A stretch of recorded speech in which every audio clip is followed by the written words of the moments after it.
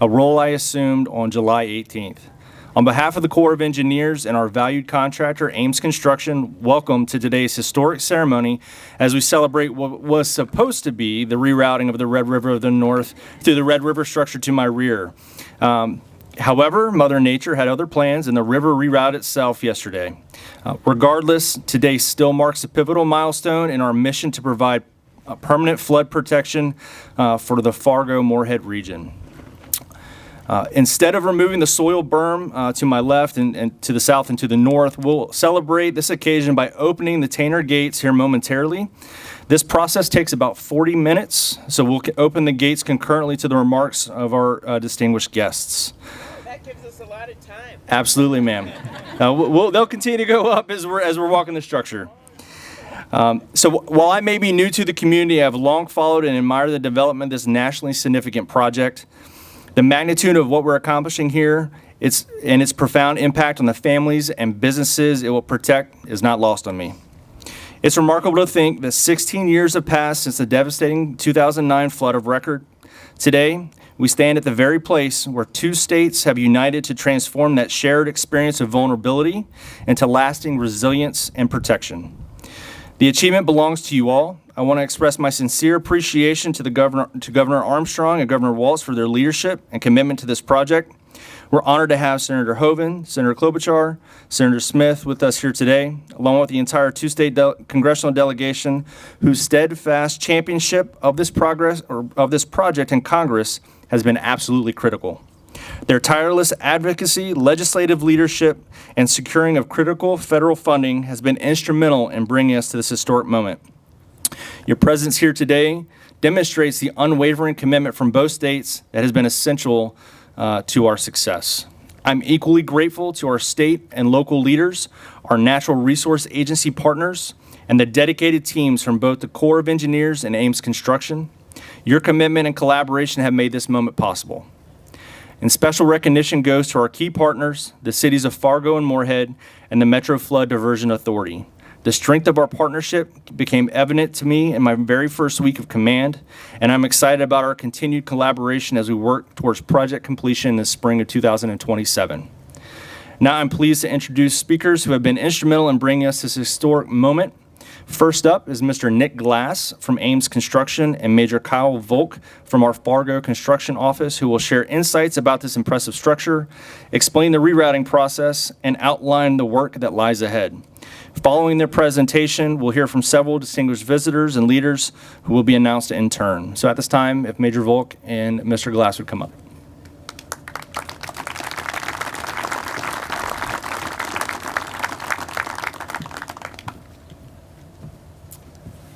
Thank you, everybody, for coming. Proud to have you all here. This is a great moment, a great milestone for this project. Behind me, we have the Red River structure. So I just want to touch on some of these few key details. So this structure has a foundation that's over 10 foot thick. It sits on pile. The pile reaches into the ground 21 miles. So we have thousands of pile. We've placed over 47,000 cubic yards of concrete on this structure. It consists of over 12 million pounds of steel. Right? So this structure is built for one reason and one purpose only, is to tame the Red River. I have here with me Nick Glass. Nick Glass is a superintendent with Ames Construction. He's going to walk us through today's events. And yeah, Nick.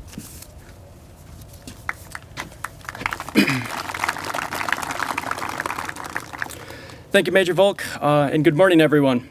As mentioned, my name is Nick Glass, project manager with Ames Construction, general contractor responsible for the construction of the incredible structure behind us. Before we get into some of the technical aspects of the structure, I do want to highlight one significant project achievement. To date, this project has required approximately 234,000 exposure hours, and we've had 0 workplace injuries.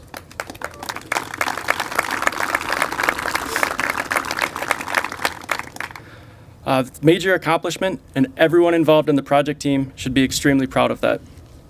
Now I'd like to walk through a few of the technical details just to give a sense of what it took to get to this moment.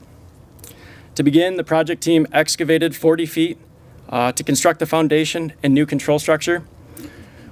In the process, they removed approximately 1.3 million cubic yards of material. For reference, that's enough material to fill the Fargo Dome over about 1.5 times. We didn't try that, but that's what they tell me. Some of the material was stockpiled on the Minnesota side of the Red River, and that'll be used later on to construct the East Embankment. The rest was stockpiled on the west side to construct the bankments that you see over to the west and behind you, as well as our preloads that have since been removed. Leading up to today, our focus has been on completing the engineered channel, the control structure bridges that you'll see later, and removing any temporary construction access, as well as final inspection of the Tainter gates that you'll see shortly.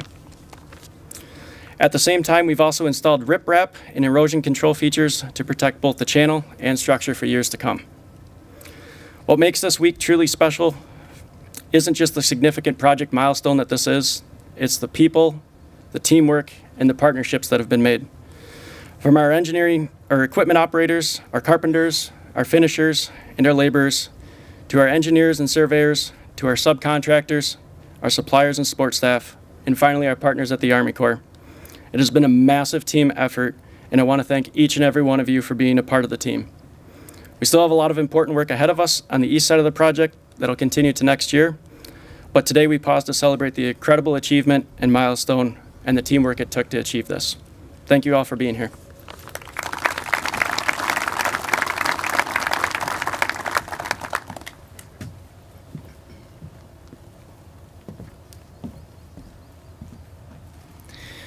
At this time, I'd like to invite the Governor of North Dakota, Governor Kelly Armstrong, to make some remarks.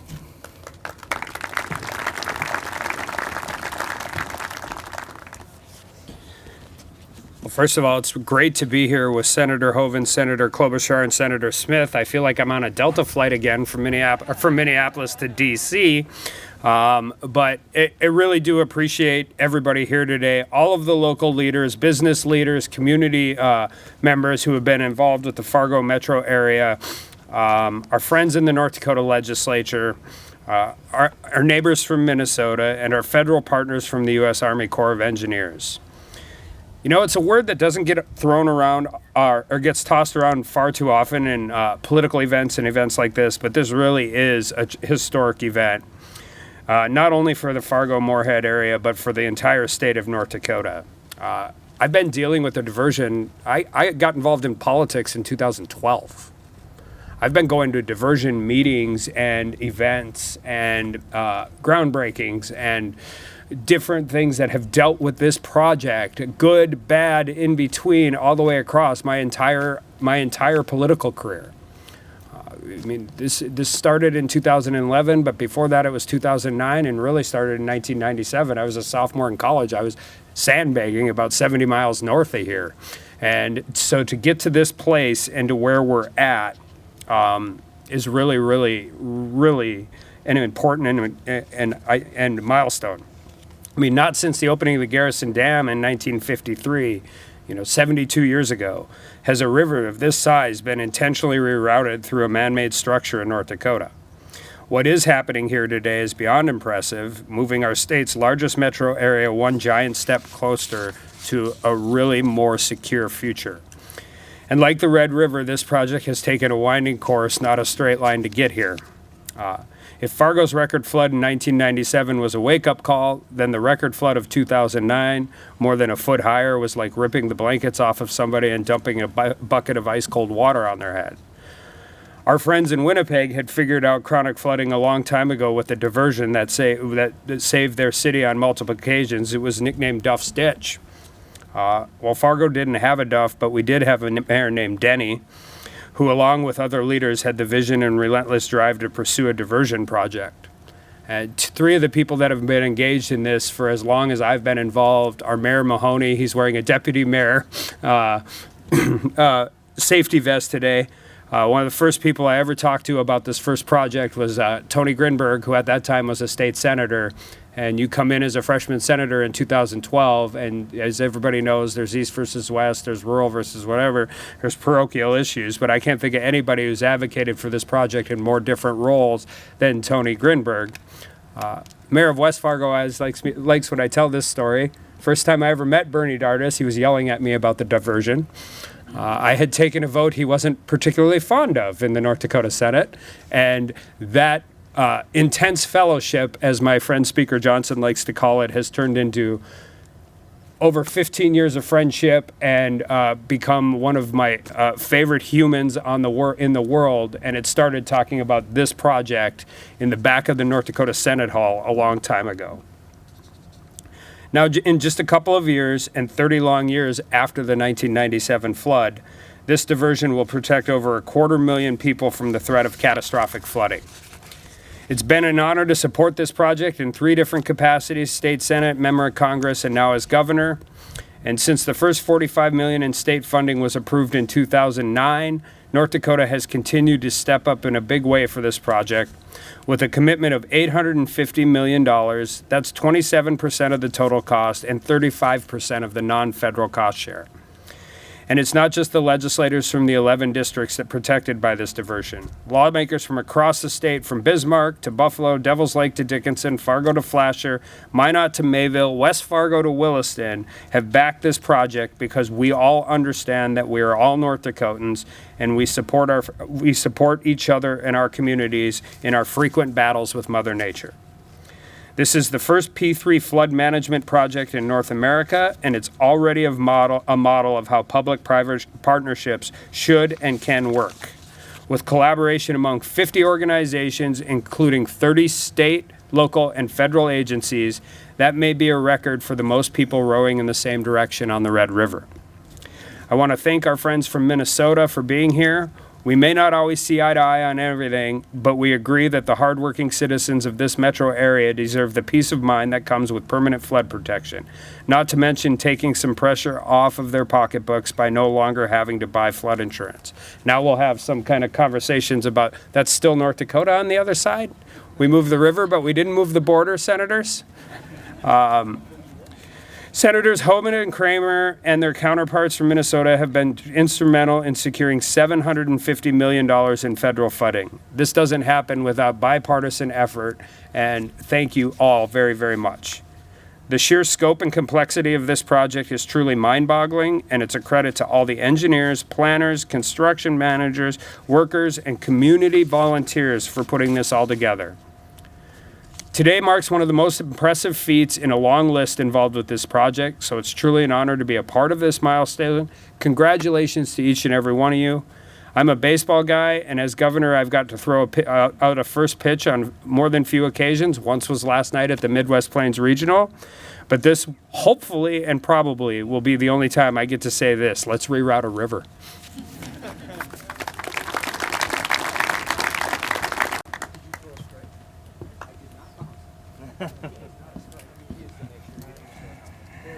Ladies and gentlemen, I'd like to introduce Senator John Hovind from North Dakota and welcome him for remarks.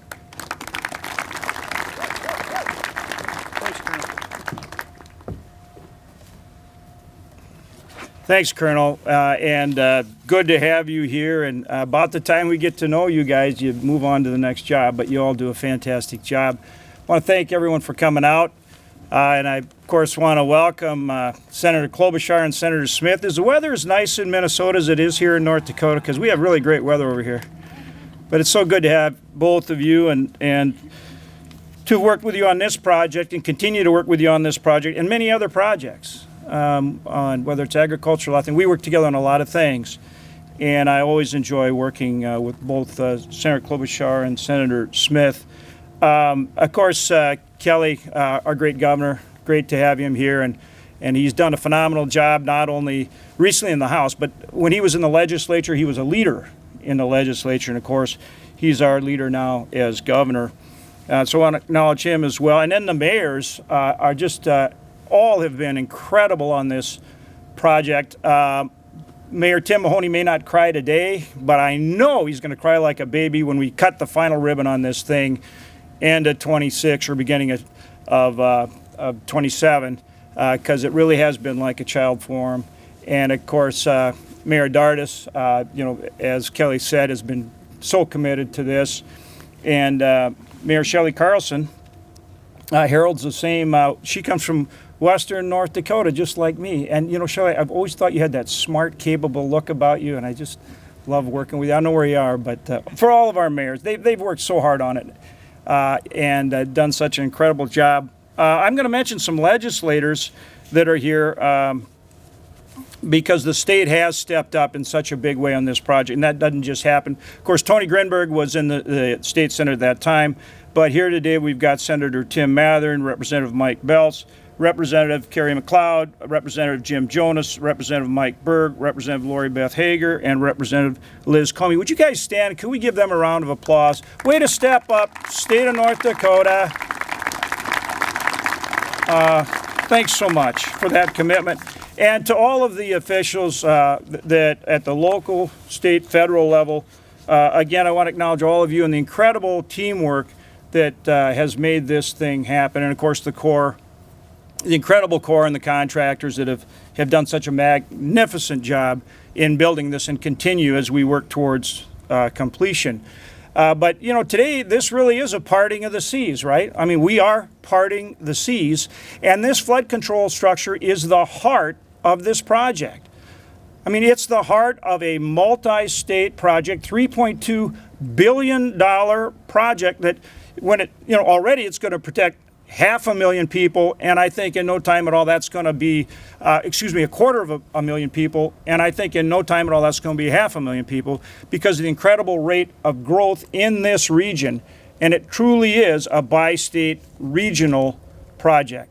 So this is a big deal, not just by our standards here in North Dakota, Minnesota. This is a big deal by national standards. And it is kind of like a heart if you think about it, in that it takes the water, this parting of the seas here on the red, it determines what's going to go up the red, the regular channel, right? What's going to go in the diversion channel, and what water is going to wait patiently behind the embankment for its turn to go. And so in that respect, it really is the heart of the project. And as Kelly said, it is historic in that it's the first of its kind in the nation. It is the first of its kind in the nation. This is the first time the Corps of Engineers has done a P3 project, public-private partnership project. Local, state, federal funding, as well as private sector. And for me, you know, Kelly talked about, you know, like when did we start? Well, I remember 2009 after the flood. At that time, Governor Pawlenty and I was governor in North Dakota at that time, and we talked about how we can't be sandbagging almost every year. We can't have floods almost every year, right? We've got to get permanent flood protection. That was 2009. Since I've been in the Senate, we've passed 16 different pieces of legislation. I think it's 9 authorizing measures and 7 appropriating measures, $750 million. And that's just our share.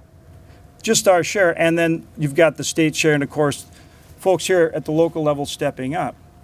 But because we did it this way, it's going to save everybody in the region not only the heartache and the difficulty and the work of a flood almost every year on both sides of the river, but it's going to save money in terms of flood insurance premiums you're not going to have to pay. And because of the way we did this, it's going to help keep your property taxes lower. And that's why this is a model for the country. That's why other places around the country are looking at that and saying, hey, they're still waiting under the traditional model to even get started. We're going to be done by the end of next year. And that's the difference. This is the future. And it's not surprising to me that this region, Fargo, West Fargo-Moorhead, that this region, this dynamic, innovative, growing, exciting region of our country is the place where it's done. And that's a tribute to a lot of people, ultimately to the citizens of this region. I think it's somewhat ironic that the river didn't wait for the Corps to pull the plugs. Usually you're putting in a plug, not pulling a plug. But it surged ahead and has already flooded the area, so they don't need to pull out the plugs, I guess. But I mean, in a way, I mean that's kind of ironic, right? I mean that tells us the river has been in control and it's been flooding almost every year, and that's going to change here. That is changing right now with this incredible project. And on the bet, there's a bet between the Corps whether they'd finish their part of it first, which of course are the control structures and the embankment, versus the private sector, which is doing the diversion. But some of the Corps guys, I won't mention any names, but they're sitting right up front, are trying to claim credit on the bet, but you can't do it quite yet. We're not quite done. But today is a big deal. It really is historic. And as Kelly said, it's not the Garrison Dam, but I'd say it's damn close. Thanks. Congratulations.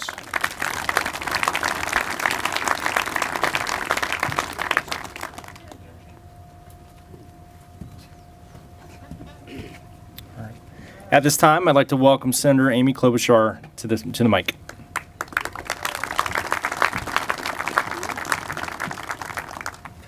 All right. Well, I don't know if I'm going to rival Hovind with those damn puns, so I will try my best. I want to thank the Colonel. I want to thank everyone. As I look at this crowd and how many times we were in meetings, we had to, in the end, come together with our local officials. Thank you to both mayors. Senator Hovind noted that Mayor Carlson was here. We grew up in Minot, so she was made for this moment, basically, of the North Dakota-Minnesota cross partnership. Thank you, Governor. I know Governor Walz also cares a lot about this project. I think back to Governor Dayton as I see my colleague Tina, who carried on that expertise as Lieutenant Governor to Mark Dayton to this job as Senator. And I think about Mark Dayton, okay, there were some fights going on before your time, Kelly, on this front. And I think at one point we brought back some chocolate-covered potato chips for Governor Dayton. And in the end, we were able to work out something that made this work. And I always would make the case during the Biden administration, when Senator Hovind and I would go together and go to the Senate floor and start speaking in favor of obscure nominees together, the people said, they're not from your states. Why are you here? Well, they all had a role in deciding to implement this project. I always would make the case that if Fargo somehow went under, it would be disastrous for Moorhead in this area. That I had been there during those last floods and saw firsthand the devastation, people losing their homes, people losing their businesses. I remember one guy at one of the help centers who was packing lunches, and I said to him, "What brought you here as a volunteer, sir?" He said, "I lost my home, and I didn't know what else to do but to help other people." These are real tragedies. And we keep hearing about how these floods are, 1 in 100 years, or what just happened to kind of hilariously when we were trying to mark this milestone. Mother Nature beat us to it, 3.5 inches of rain, once again showing we can't control the weather. And as I said at the groundbreaking for this project, every time we say it's the biggest flood ever, Mother Nature says, "Hold my beer." And that is what we keep seeing, including this week. So I think you all know what happens when the Red River rises. We've reached the flood stage more than 60 times in the last 120 years. In the past 3 decades alone, this area has seen flooding almost every single year, except for just 3 years. We all remember that flood. We know the heartbreak that comes with it. We know what this means to the people of our communities. And you have done your part, the people of Moorhead and Fargo, time and time again. You have filled those sandbags. Senator Hovind and I, when he was governor, were together once at the Fargo Dome, and I saw just this incredible work going on. And I'm happy to say that with this major structure, as you know, the first of 3 on this channel going down, I can finally retire my joke that when you're on a beach in Florida, how do you know that you see someone from North Dakota? They're putting all the sand in sandbags. My hope is that joke will end at this moment. So, as we know, this is a permanent reroute of this river, and it allows us to finish the dam embankment across the old riverbed, which also happens to be, as noted, the state line. Also, as you've learned, over $700 million in federal funding in the bipartisan infrastructure law. By the way, those words bipartisan are music to my ears right now. And I hope we can go back to where we were in terms of working across the aisle. Of course, the two senators from Minnesota and North Dakota exemplify that every single day. But we need to do that as a country. So I am very, very excited about this project and the work that we've done. Was it easy? No, none of this is ever easy. There's a lot of controversy. There's a lot of people that try to stop things. But in the end, you get to yes. And you get to yes because of the people in your community that are depending that you do that you tell people, no, this is actually a good thing. And thank you to the workers with no injuries and all of the construction companies and workers involved in this project. In the end, you are fulfilling this dream. You're doing the work for the community. And we can't wait to see how this is all going to work and feel very, very positive about this project. So let's get this done. Thank you.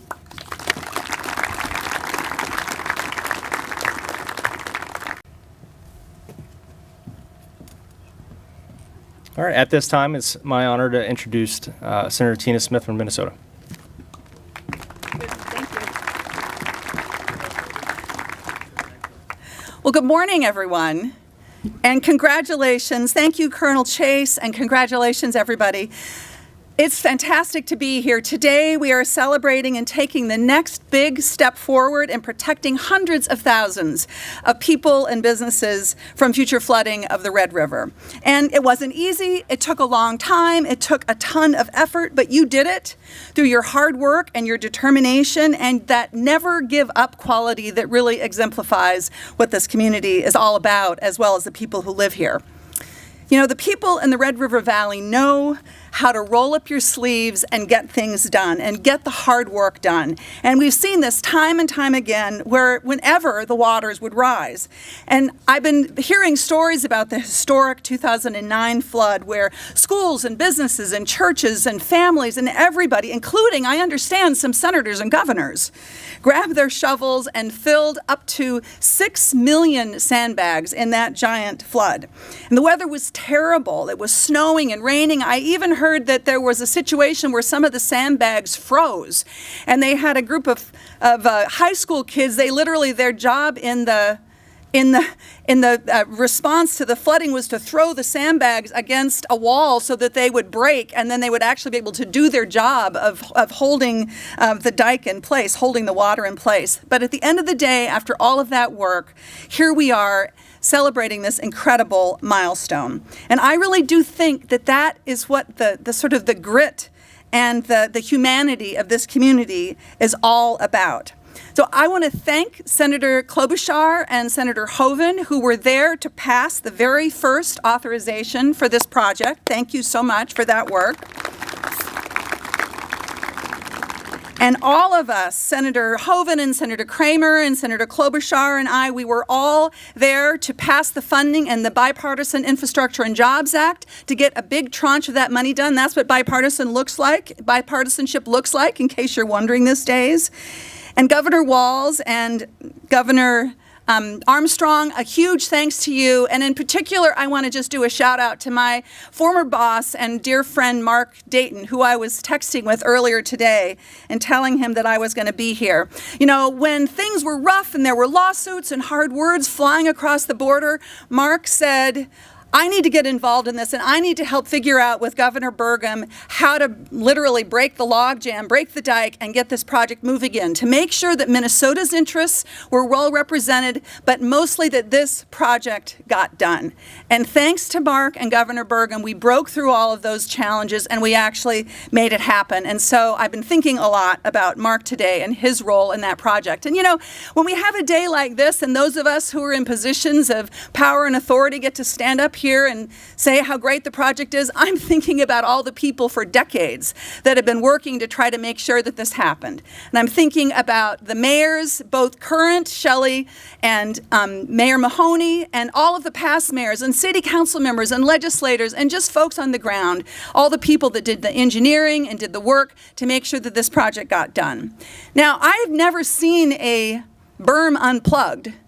And I'm not bitter, though, that Mother Nature decided to take matters into her own hands last night, or like 2 nights ago, and make the water be flowing already. But I can't tell you how excited I am to be here and to celebrate this community accomplishment, an accomplishment the private sector, the public sector, state, federal, and local governments, all to do what is the very, very best for this incredible economic engine of the Fargo-Moorhead region. Thank you so much, everybody. It's great to be with you today.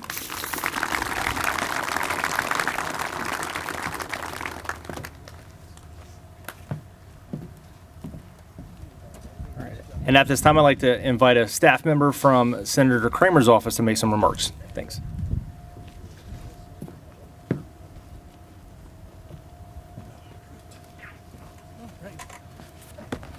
Thank you for the introduction. The Senator sends his greetings as he is unable to attend today. I send greetings to all of you attending today's meeting on the future of Red River flood management. The ceremony today, rerouting the Red River through the control structure, represents a major milestone in the Fargo-Moorhead diversion project. With the Red River now permanently diverted through this new gate, the remaining work on the dam embankment can be completed. After 3 years of construction on this gate, this certainly is a day to celebrate such a major step forward with the Fargo-Moorhead diversion project. Reaching this point today has taken decades of work by many committed individuals like those of you here today. With this gate structure now open, the goal of permanent flood protection to this area is closer to becoming a reality. I commend all of you on your role in this project.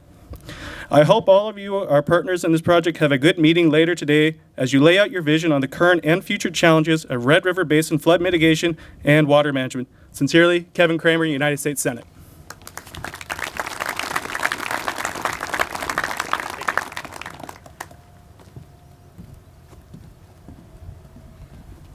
All right, at this time, I'd like to invite Reese Haas, the Director of North Dakota's Department of Water Resources, for remarks.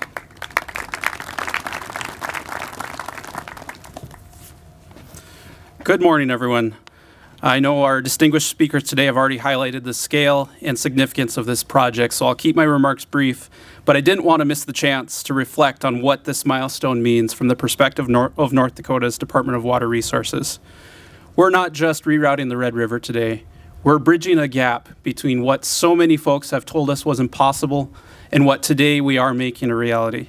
When we reflect on all of the challenges that had to be overcome to make this happen, over 70 MOUs, thousands of permit conditions, countless rewrites and revisions at the drawing board, and the first ever P3 partnership with the U.S. Army Corps of Engineers. As Director of DWR, I've had the opportunity to see firsthand how much leadership and perseverance this has required, not just from elected officials, but also from engineers, planners, legal teams, and community members across the basin.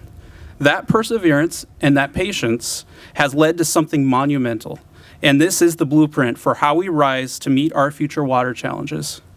On behalf of our team at the Department of Water Resources, thank you for your partnership, your persistence, and your commitment to finishing strong.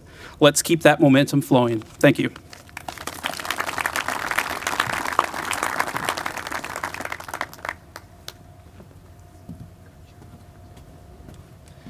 All right, I'd invite Barb Narramore, the Deputy Commissioner of Minnesota's Department of Water Resources, up.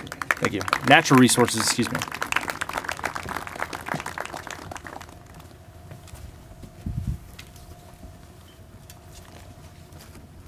Well, good morning, everyone. It is a true pleasure and to be with you all today, and frankly, a little humbling to reflect on the range of people who were in such a variety of ways essential to getting us where we are here this morning. I will follow a little bit in the wisdom of my colleague from North Dakota. I'm reminded in this moment, Representative Mo Udall once said, "Everything has been said, but not everyone has said it." I think that's a cautionary note for those of us who are reflecting a little down in the batting order here.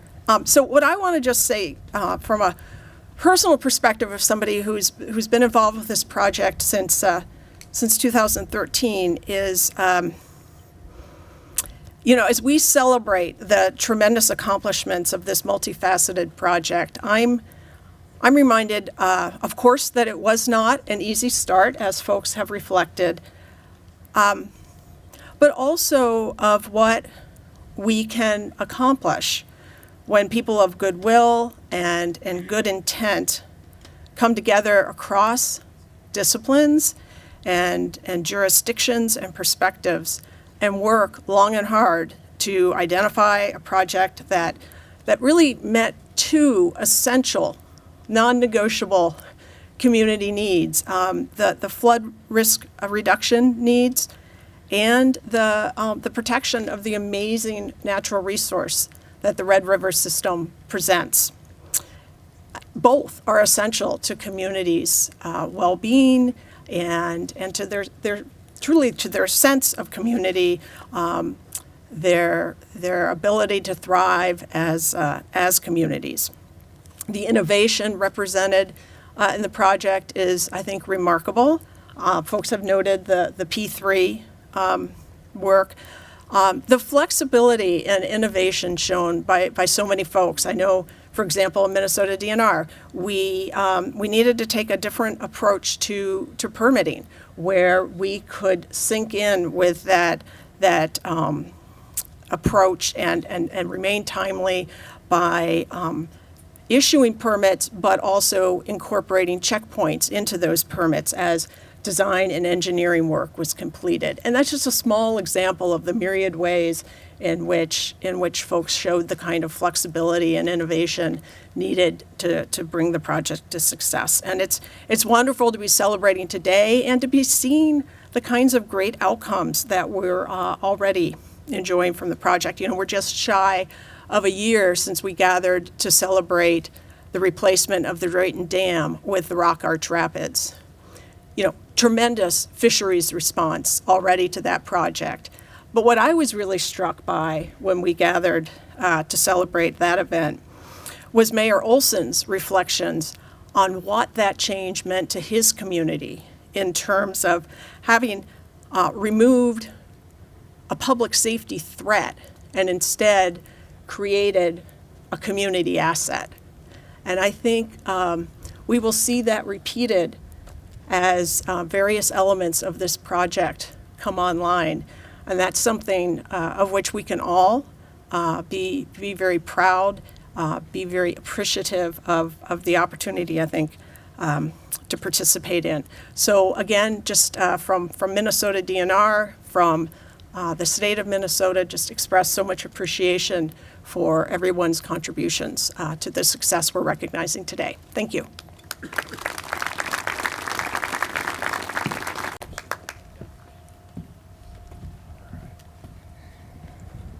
And at this time, I'd like to offer opportunity for our non-federal sponsors to come up and make some remarks. So first up would be Ms. Shelley Carlson, the Mayor of the City of Moorhead. Thanks.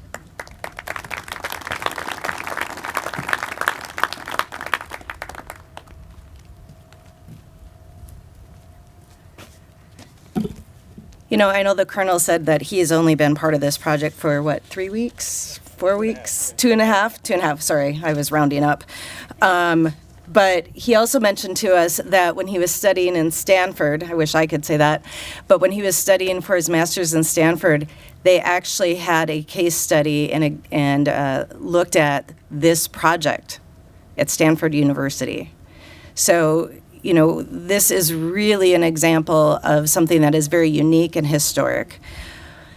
First of all, thank you all for joining. Thank you in particular to the people who are actually working and doing all the work in 90-degree weather, 20 below weather, all of that. If we could just give all the actual workers a round of applause.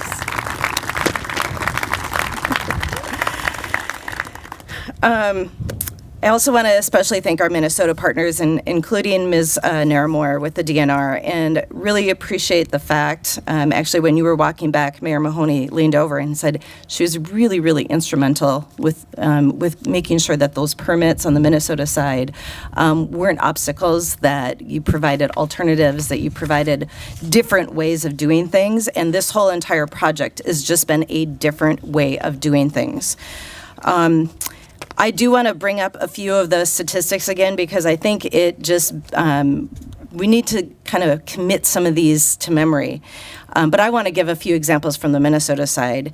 So with 16 miles of steel piling that are supporting this structure, that's about the length of the bike path that we have along the Red River, which will now be able to be used in the spring because it won't be flooded.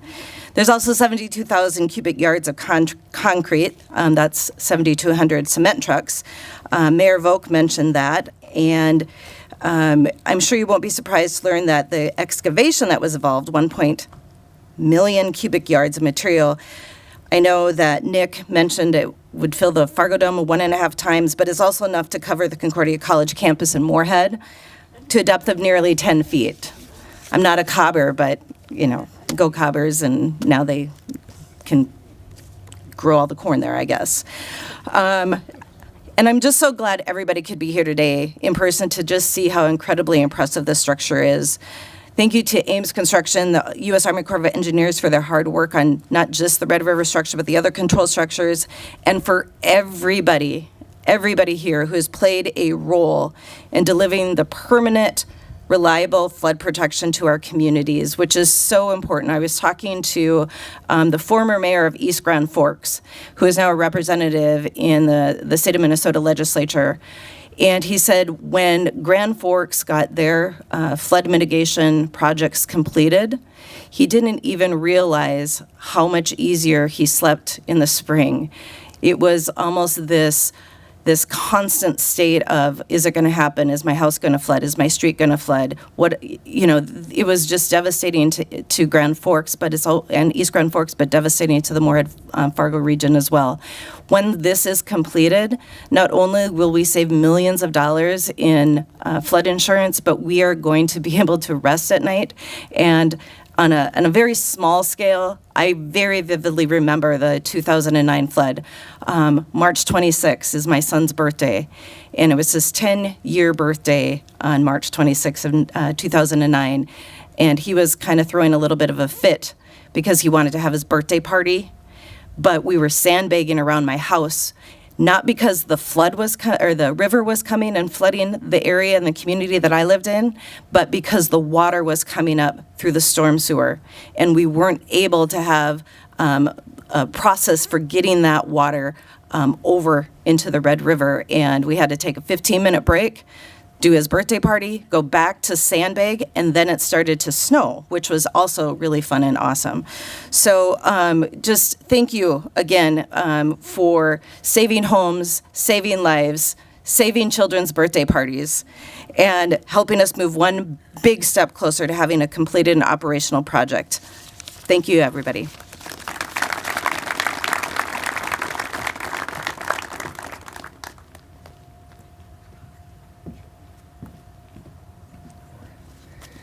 All right, at this time, I'd like to invite Mayor Tim Mahoney from the City of Fargo for remarks.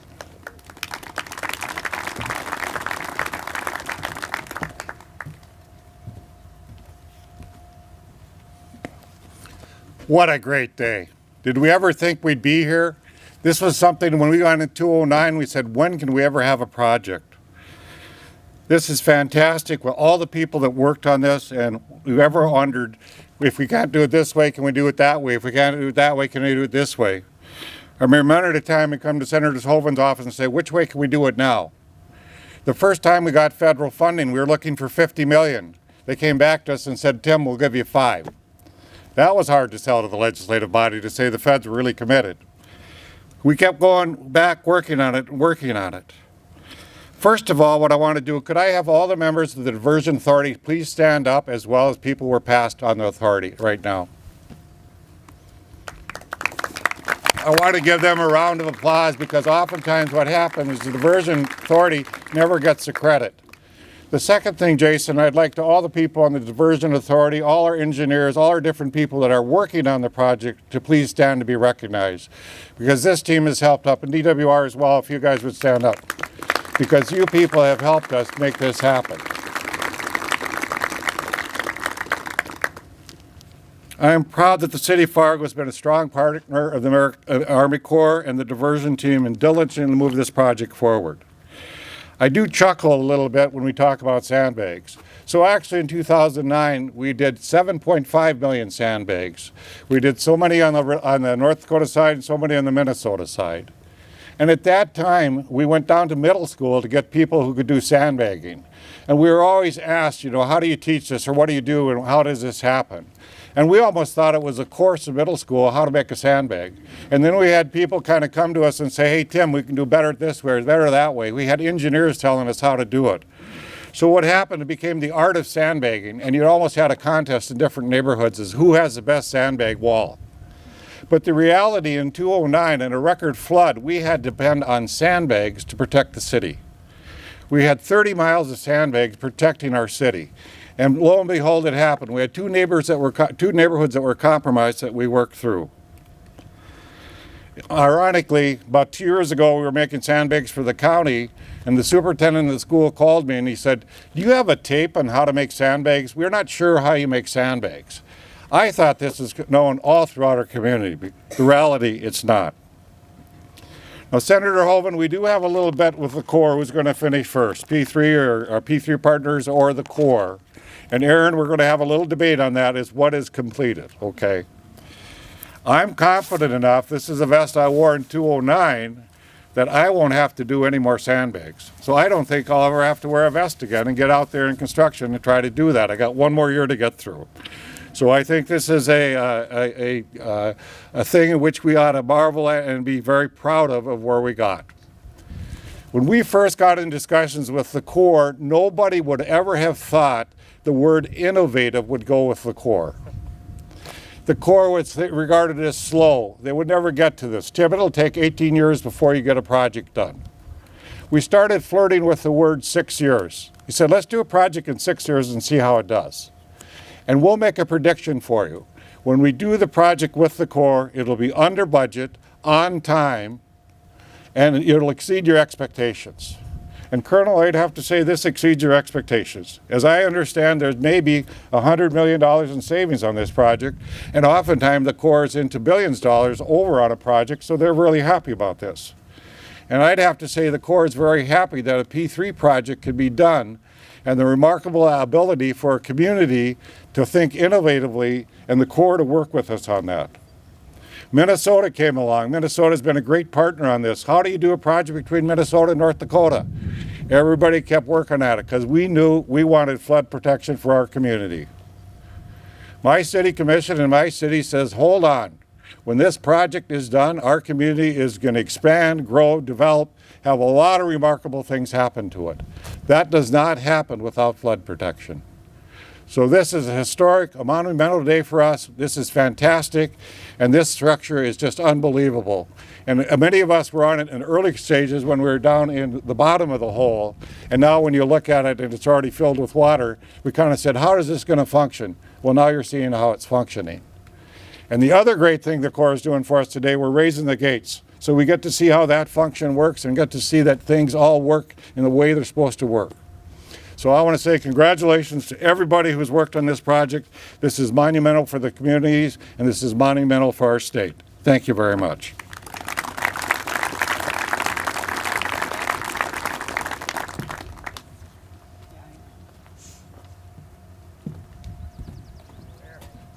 All right, at this time, I'd like to invite from the Metro Flood Diversion Authority, the board chair, Tony Grimberg, to make some remarks.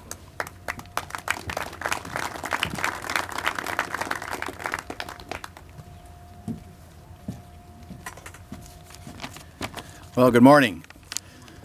Before I start my prepared remarks, I'd like to piggyback on Barb's comments about baseball. Mayor Mahoney was batting ninth, Governor Armstrong was batting first, and now we're back to the first batting order. I think it's also important to recognize a couple other folks. Your county commissioners in Cass, Commissioner Dwayne Breitling is here, and Commissioner Jim Capitan. Thank you for being here. Also serve on the Flood Diversion Authority. And I think it would be fitting for us to also acknowledge a very long-time leader in water issues, decades of water issues, former Mayor Maury Lanning, and former legislator in Minnesota.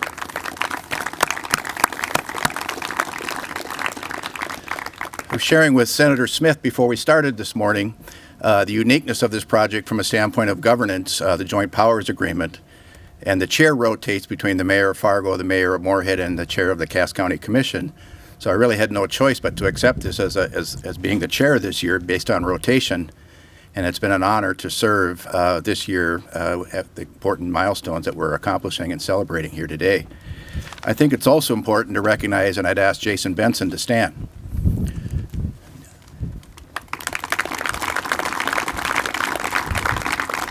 Each year, a board chair has had unique different challenges with this project from an authority standpoint. This year, the benefit, I will call it a benefit, of being chair, being able to encourage Mr. Benson to apply for the executive director job and then be awarded the job has really strengthened our team. And I think that's important to acknowledge. His leadership is amazing, and I learn from him every day as board chair. He's so calm, his demeanor is straightforward, and we're so pleased that you're with us here today.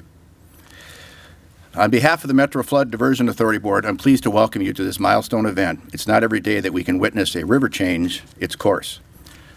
Like many of you, I've sandbagged and fought rising rivers in our region on many occasions over the past 49 years. From throwing my first sandbag as a kid, or serving as a North Dakota senator leading the initial effort in 2013 to appropriate $450 million in state support for this project, or as current board chair, I'm proud to be part of this region's efforts to keep it safe from flooding. Today we celebrate more than just a river rerouting. We celebrate modern engineering and the value of partnerships. You don't need me to tell you that this is a structure is a feat in itself. It's one of a kind in a world, and it's been carefully engineered specifically for the location of this project. It's also a feat in partnerships with the U.S. Army Corps of Engineers, partnering with the Metro Flood Diversion Authority, a first of its kind in the nation. Never before has this public-private partnership been done in conjunction with the Corps. Without these valuable partnerships and the diligent efforts put in by all involved, and we wouldn't be here today watching this milestone of the FM diversion project. Today, too, would not have been possible without the ongoing support of the North Dakota legislature, the entire MFD leadership team, and importantly, the citizens of this region for supporting this effort over time. I'd especially like to thank former Cass County Commissioners Mary Sherling and Chad Peterson for their more than 20 years of combined leadership for this project. Mary was able to join us today. Chad was not. Mary, please stand and take a bow. Thank you. So it's in the spirit of partnerships and modern engineering that we thank Ames Construction and the U.S. Army Corps of Engineers for this milestone accomplishment. You've done great work on the challenging structure, and on behalf of the current board and those who have come before me as chairperson, we sincerely thank you.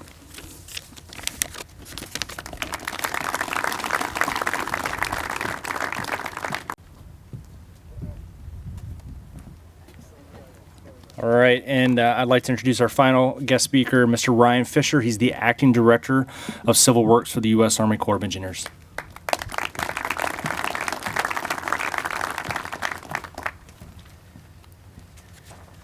All right, it's true. I'm 1 week on the job, but I get to celebrate with you fine folks. That's excellent. I'm here on behalf of our Commanding General for Civil and Emergency Operations, Major General Jason Kelly.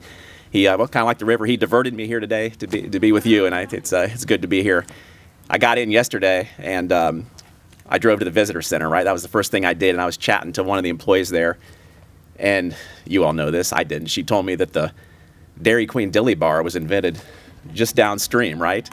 So, yeah, when I called my kids and told them that last night, and they said, well, Dad, that means you're there to celebrate the second greatest engineering feat that's happened in this region.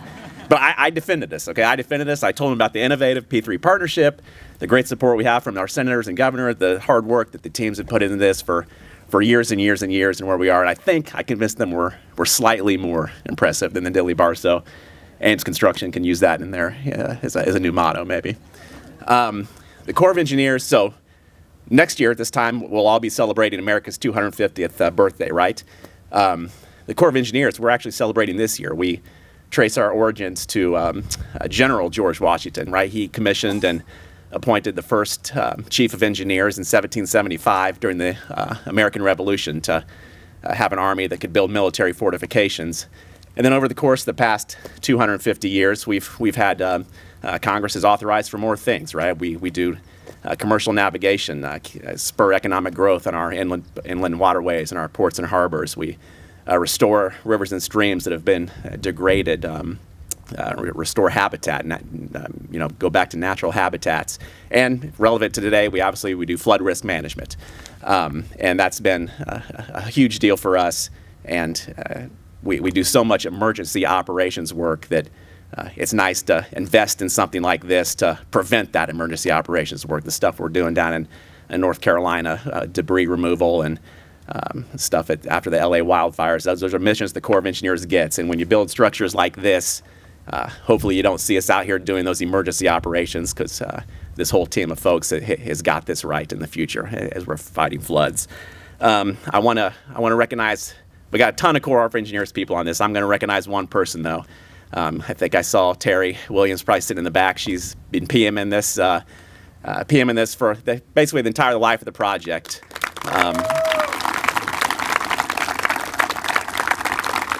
So Terry, on behalf of General George Washington, I'm definitely not authorized to say that. I'm going to anyway. On behalf of him and we've had 56 chiefs of engineers. This project, you've made this 250th year for us very special with this unique project. So thank you, and thanks to the whole Corps team.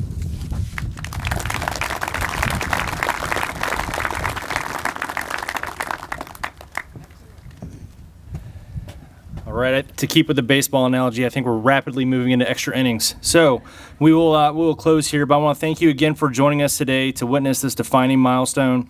As we've heard today, this moment reflects the strength of partnerships at every level, from federal to state to local, and this is the direct result of the vision, the leadership, and the relentless execution demonstrated by many of you here today. This project is more than infrastructure. It's a legacy of resilience, foresight, and purpose. So at this time, we're going to invite guests to tour the structure. If you're comfortable in doing so, you can proceed to the stairwell and climb about 60 feet to see where the river enters the structure from the south and exits to the north. Ames and Corps staff, and I'm going to have Major Volk and Mr. Nick Glass from Ames will kind of lead our distinguished visitors out first if they'd like to attend. But they'll lead and answer any questions you guys may have. Safety is still the number one priority today, so please follow the event staff's instructions. Most of the Corps personnel are in some sort of vest as well as safety hat. They'll guide and advise as well. So again, thank you, and we hope you enjoy the rest of the event. Appreciate it. Thank you.